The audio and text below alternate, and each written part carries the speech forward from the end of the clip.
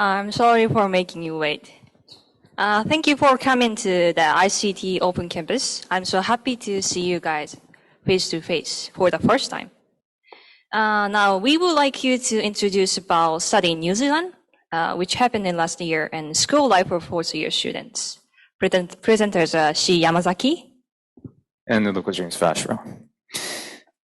Okay, so let me first talk about the wonderful New Zealand trip that we had in third year. So this is just a class photo that we took in front of the ocean in New Zealand. And the guy with the long hair in the middle is me, and the girl on the very right is her. And yeah, as you can see, the nature in New Zealand is very wonderful. Not just the ocean, but there were a lot of mountains as well. Yep, so this is the view from the top of the mountain, I think. Yeah, it was very close to my house. And yeah, the sky is blue and you can see the horizon and such. And all you need to do to enjoy this view is to walk around the city, because it is basically anywhere. You can look at the very beautiful nature in New Zealand. It's you're surrounded by it, and with nature you can do such things as this bungee jumping. Yeah, my host family was very generous. They took me to a city very far away. It's about 3 to 4 hours drive, and we did a lot of things together. Yeah, I think that's another good part of studying abroad. You get to meet new people, and you can enjoy wonderful things together. Yeah. So, we can go next, shall we? Okay, thank you, Luca. Now we are going to talk about life after going back to Japan. Do you know where is this? Of course you know. This is where you are now. It's called Hakusan Rock Campus. It's where you will study first 2 years. And after graduating this campus, you go to next level, which we introduced just now in New Zealand. You will broaden your horizon in New Zealand, and it was such a fun place that I didn't want to go back to home, but I had to come back. But after graduating Otago Polytechnic in New Zealand, where will we study next? That is Kanazawa campus. It is just next to Kanazawa Institution of Technology called KRT. It's compared to here, it's more city side of Kanazawa, and you can find plenty of good restaurant. But you have to commute to school by yourself, by flatting or commute from your home. Luca will explain renting an apartment later. So class schedule of year 4 and year 5 is, as you can see on the screen. It's basically the same as other first year and second year. We start the class from 8:40 morning and finish the class 4:50 in evening. One class is taking 100 minutes, and classes for 4 time and 1 hour lunch break to finish. Then what we study? Students were offered to choose what they study for the next 2 years when they are in New Zealand. One is Information Frontier Department, and other one is Mechanical Engineering. If you're interested in the programming or security, you can study programming and algorithm in Information and Frontier Department. If you're interested in mechanical engineering, you can study basic knowledge of physics and design. It doesn't mean you cannot choose both. You can choose both, but doesn't matter which department you are, you can do whatever you want. Teachers are here to help you anytime for anything they can. Otherwise, internship and math class were commonly shared among the departments. So let me quickly talk about the internship. Internship is one of the crucial credit of passing 4 year. You will demonstrate how you can contribute to the team and society by going to actually KIT laboratory as internship student. I'm joined Nakazawa laboratory, which produced the biggest contribution of AI conference in KIT. In the internship, we picked a program from the daily life and used small computer called M5 stack to find their solution. Then we also learn how to present the product we made from the business perspective. Okay, until I have briefly explained the life of fourth and fifth year. But what's the next? There are main three choices, as you can see on the screen. 1, get a job. 2, study in university. 3, study abroad. However, there are not only three choices. As you guys have any possibility to be anything, as you guys are so talented, you can definitely make another choices, I believe.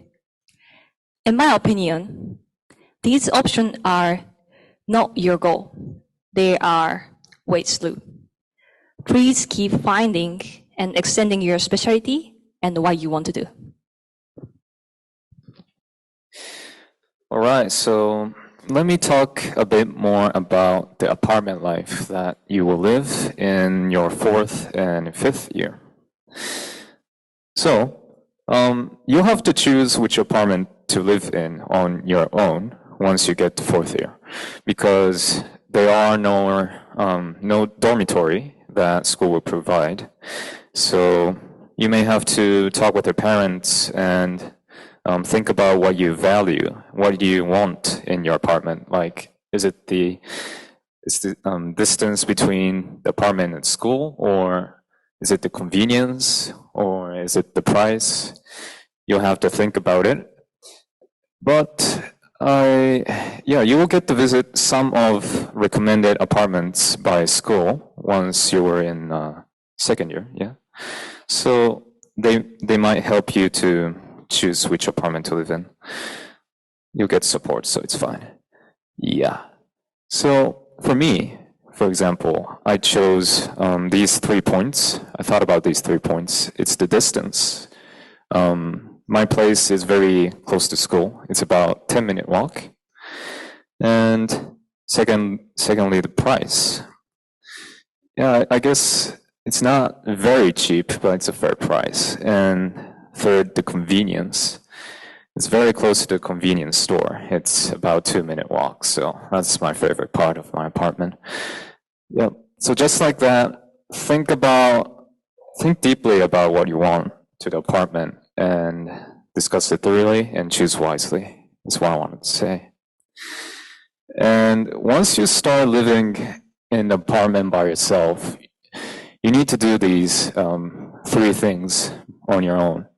So right now, you may have your mom and dad doing it all for you, but you have to maybe vacuum your house a little bit, or you have to prepare your own food for your own, and you also need to do a laundry. Basically, the daily chores, right, that you have to do by living. Yeah, you have to really learn that skill right now once you come to 4th grade. Okay, so let me next talk about Robocon. So right now, I am joining the Robocon contest, NHK Kosan Robocon, was it? And this is a contest where students use robots to complete tasks. But this contest values creativity and originality. I mean, of course, the robots need to be very efficient in completing tasks. That is important as well. But what's even more important is the idea, right? The creativity and the originality. That's where you appeal the world with your ideas on your robot. And let me tell you something special about my Robocon team. So my team only has 4 members, And this is quite odd because usually Robocon members have 10 people, or in some schools even 20. So yeah, we obviously need more manpower, but well, we try our best and we work very hard together. And by working hard, I mean I do programming, soldering, and crafting. Yeah, assembling. Yeah, I learn a lot of technical skills while working on the Robocon, and I think that's a very good part of it. Yeah. So, these are my last remarks. So, there are a lot of opportunities to look for while being in ICT. So, you really have to think about your interest. You have to find what you are interested in while you are in ICT. Anytime is fine. And you got to pursue it because the time is limited and you really want to learn what you want during the school time, right? Where there's teachers and opportunities. So I think that's important, but most importantly, don't overdo it. Yeah. Don't push yourself too much. That's what I want to say. Okay. Thank you. Okay, thank you for listening, everyone. We hope to see you again and 1 year later. Thank you.